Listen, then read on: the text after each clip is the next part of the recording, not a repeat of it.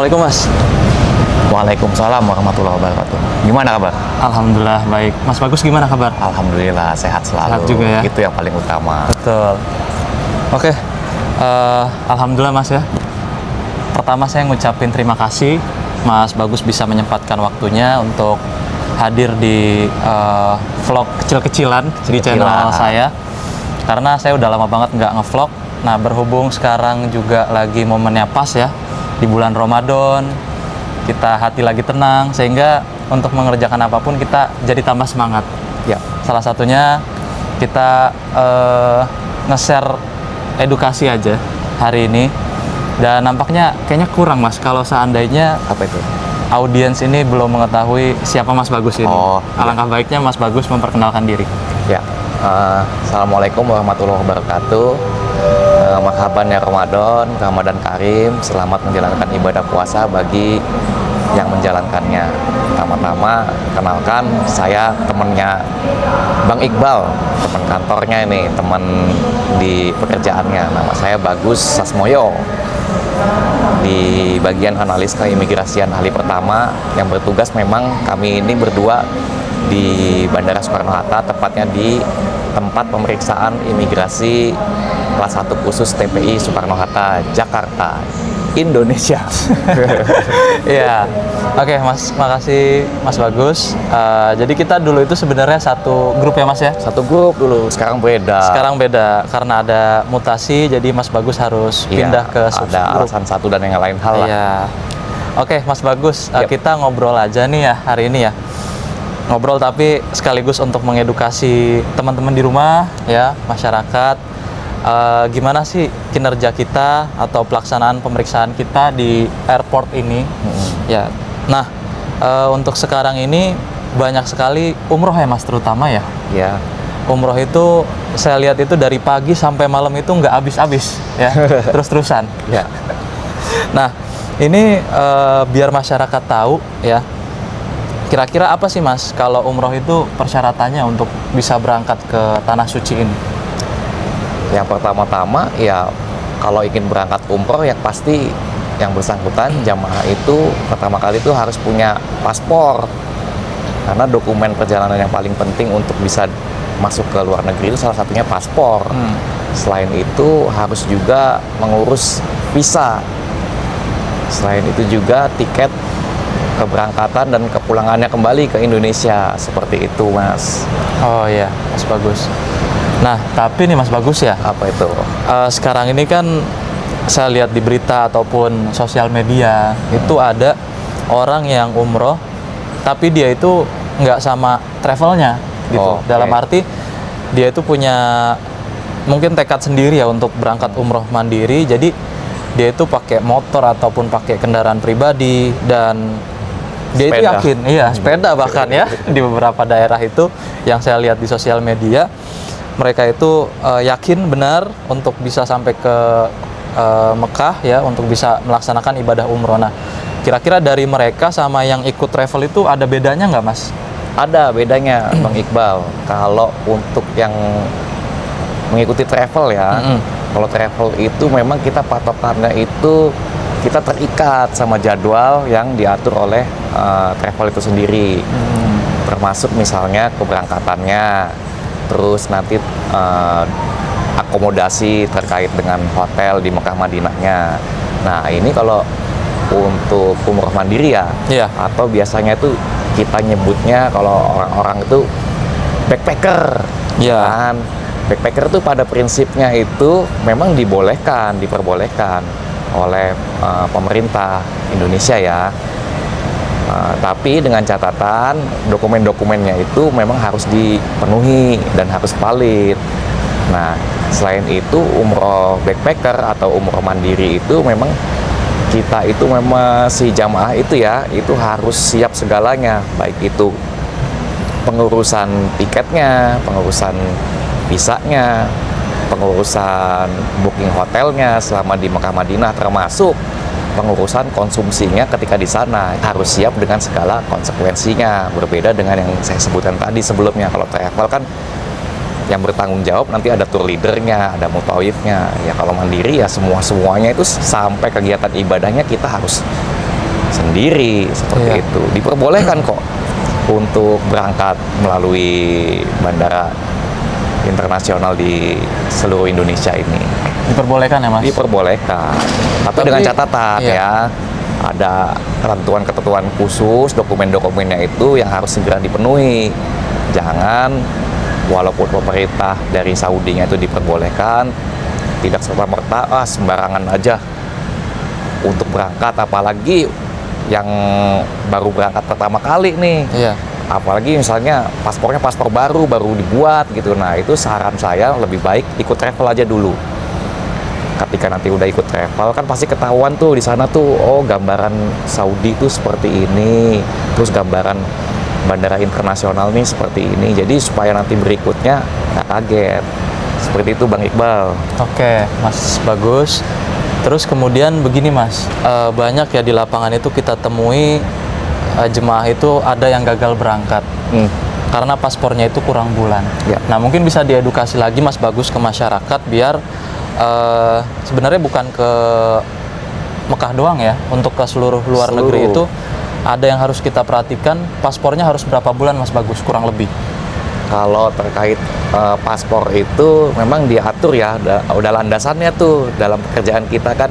Ya. Landasannya itu nanti kalau salah tolong koreksi ya. Nanti sambil dilihatkan aja di screenshotnya itu ada di Permenkumham nomor 9 tahun 2024 yang mengatur tentang tata cara pemeriksaan keimigrasian untuk orang yang masuk dan keluar di wilayah Republik Indonesia. Jadi di situ diatur tuh terkait dengan persyaratan paspor, terus nanti dokumen-dokumen apa aja yang perlu diperlukan. Seperti itu Bang Iqbal. Tapi kalau tadi pertanyaannya minimal berapa lama, ya itu masa berlakunya kalau bisa jangan sampai kurang dari 6 bulan. Kalau untuk paspor Indonesia Paling nggak 7 bulan ya, Mas? 7 bulan masih bisa kalau untuk berangkat ke Saudi dalam rencana umroh ya, karena kan umroh biasanya paketnya tuh 9, 12 hari sama 16 hari. Iya. Jadi masih bisa untuk ketika kembalinya nanti itu langsung di penggantian paspor istilahnya. Oke, Mas Bagus.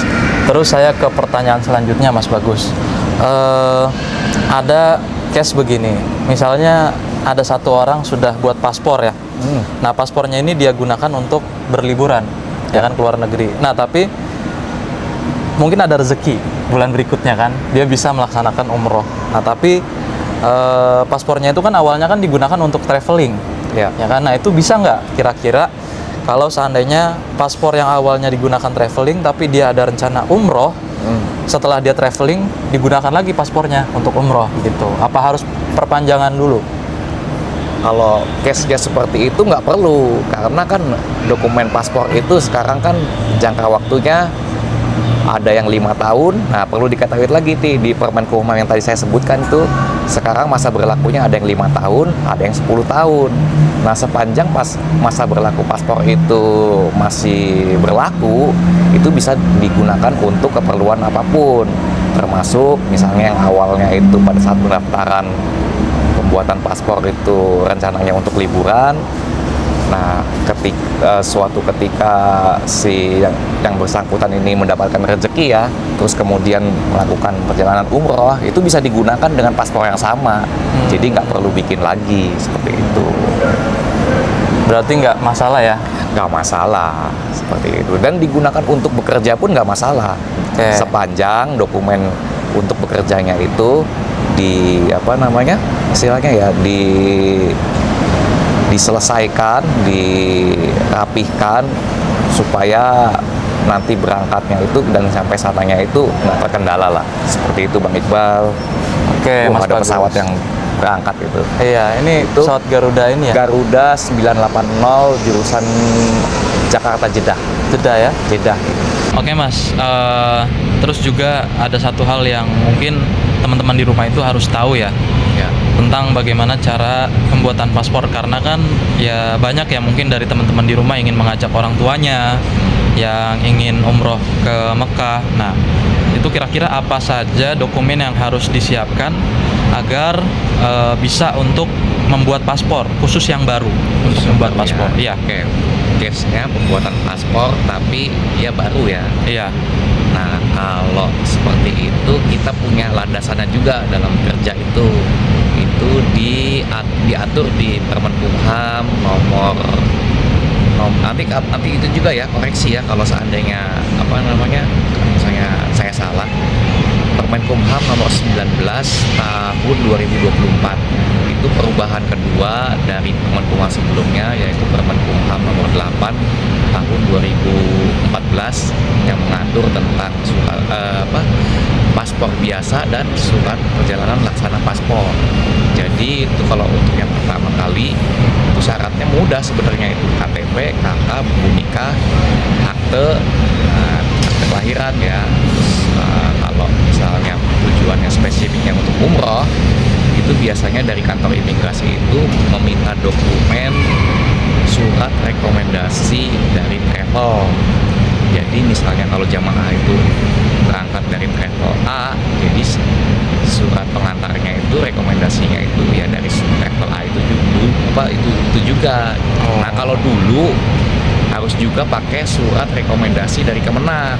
Cuma beberapa waktu yang terbaru ini Arahan Pak Dirjen ya Mas, pas itu ya? Ya, tapi saya lupa itu. Nanti coba aja ditunjukkan itunya ya di Iya, kita tampilkan. Kita ditampilkan. Itu nggak perlu lagi surat rekomendasi dari Kemenak. Cukup dari yang sebutkan saya tadi itu sama surat rekom paspor. Dan kalau seandainya kantor imigrasinya juga dirasa belum meyakinkan, biasanya itu meminta bukti bayar, bukti DP.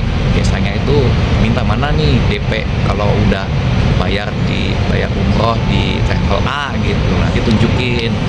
Nah, itu langsung bisa diproses, tapi tentunya harus ini dulu ya, melalui pendaftaran online, aplikasinya M-Paspor. Jadi nggak serta-merta dokumen udah lengkap langsung masuk ke kantor imigrasi tertentu, nggak bisa. Jadi kita harus download dulu aplikasinya, namanya M-Paspor.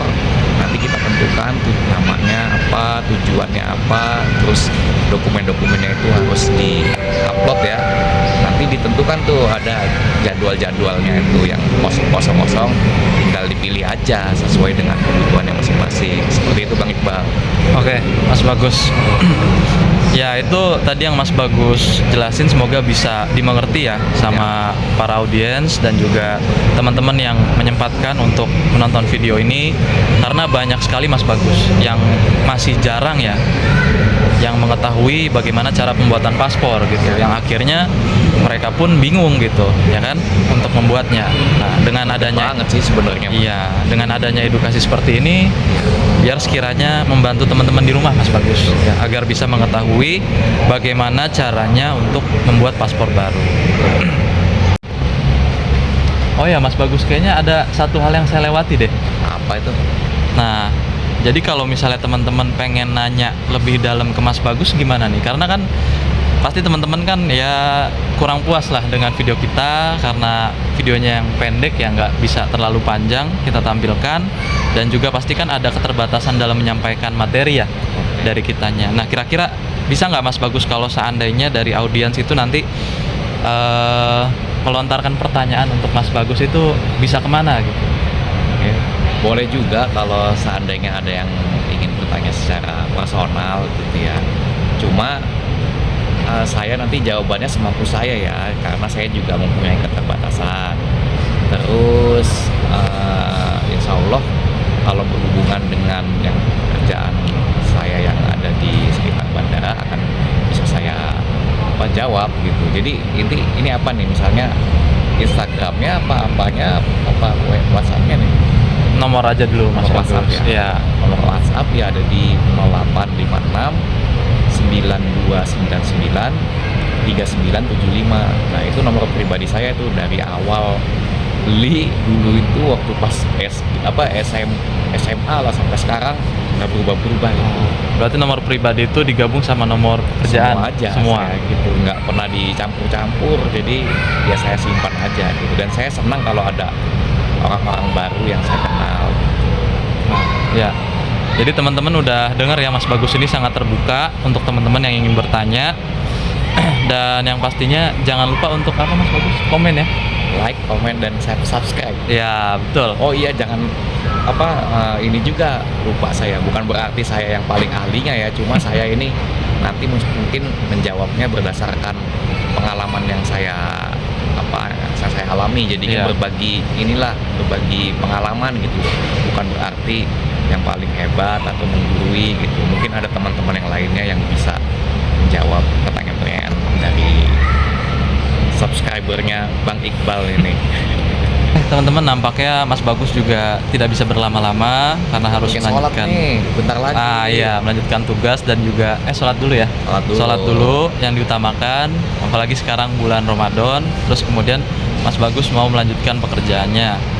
Dan tentunya kita harus pamit undur diri dan sampai jumpa kembali untuk video-video kita selanjutnya yang berbau konten edukasi ya Mas ya. Ya, sehat selalu lah pokoknya. Oke, sekian dari kami. Wassalamualaikum warahmatullahi wabarakatuh.